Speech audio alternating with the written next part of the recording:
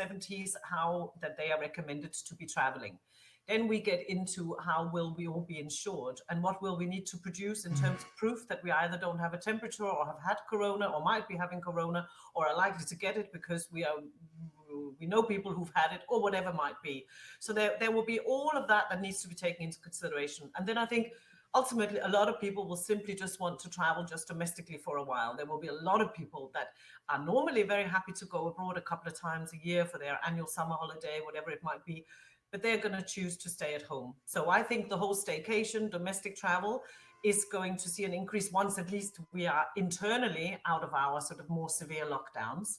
And then I think what we're going to find when we're talking about the hotel business a bit, well, I actually think that rental and Airbnb are going to have a field day with this. This is just my personal opinion, because I think people are going to do I think a lot of people are going to travel in small units, in small family groups. So you might have a couple of generations that join one another, but you take off in your own car and you rent either you use all of the various rental facilities out there, or you go down the Airbnb route.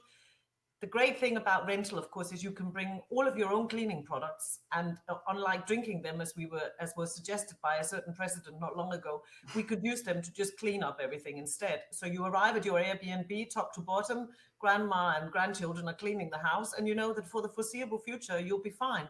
You can cook at home as well in those scenarios, which is where, delivery services, now we're talking about subsectors who are going to have a field day with this, because, the fact is you're not at home with your own regular type of food. You're in a foreign country, in a foreign land, and you've gone to Spain, so you're going to enjoy the produce of Spain or France or wherever you might be on holiday. And it will still seem exotic, even if you have to cook yourself. And you're just delighted that you managed to get somewhere, I suppose. So we're going to travel more modestly. That's my prediction, because we're going to be just so delighted that we're even allowed to get out of the house and go anywhere. So I have a lot of opinions about that particular one, but let's leave it there to let somebody else come in. Well, I think it's interesting.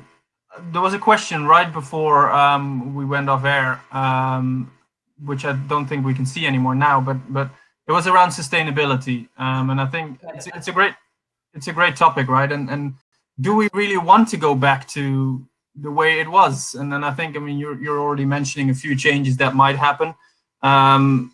We've, especially at Skift, we've talked a lot about over tourism. Not everyone is necessarily happy with that terminology, and maybe it's just badly managed tourism and not really over tourism. But I think the fact remains that there are definitely locations, locales where at certain times of the day and at certain times of the year, there's just too many visitors there that can be reasonably and sustainably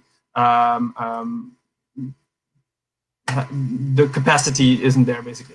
What are your views on that issue? I think before all of this hit, especially here in Europe, we started to have the flight shaming coming from Scandinavia. That started to sort of maybe have a little bit of an impact in especially in Sweden and other Scandinavian countries, I guess. Hotels are increasingly looking at also the supply chains and all these things. Will this have an impact on how much people travel and how sustainable and for the long-term travel will be, do you think?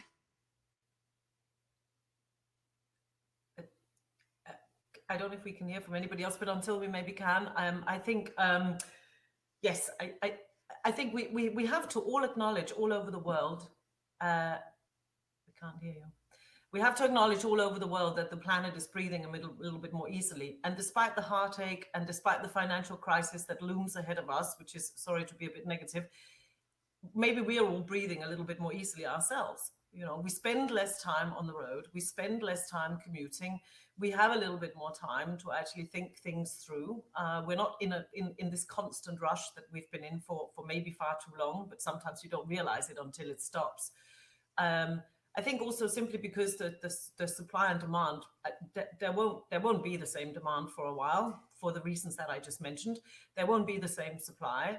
for the reasons that I just mentioned. So I think that people are going to think much more carefully, and I mean from a business perspective as well, much more carefully about which trips to take and why. Ask the questions why. What's the ROI on this one? Do you actually need to take a flight over to Amsterdam to sign a contract, or could it be done like this, you know, on one of the many platforms that we're on now, nonstop? The same for travel. We will be in a different place financially, all of us. So we will not just whiz off, you know, for a long weekend to some unpronounced destination in Romania just because there's a cheap flight and cheap beer to go for. I just don't think that that's going to happen. So we might save up for a little bit longer. There will be a more modest way of travel, and maybe we will go less, but for longer. Maybe that's what's going to happen. Maybe that's going to happen professionally as well. If you're talking business travel, I mean, do we have to travel out on Monday morning to New York only to come back on that red-eye flight on Wednesday night to look God knows what like the next morning? And how productive are we when you think about it?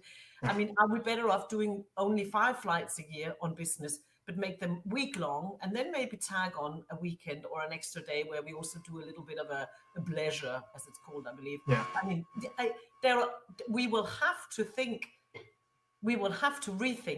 how we do this, and we will all have to rethink it together, the travelers and the industry, because it's all very well the industry lining themselves up for all sorts of new thinking and new ideas, but if we don't, then we get into communication. If we don't communicate that onto the travelers or the consumers, we're not going to get anywhere. It's a collective effort.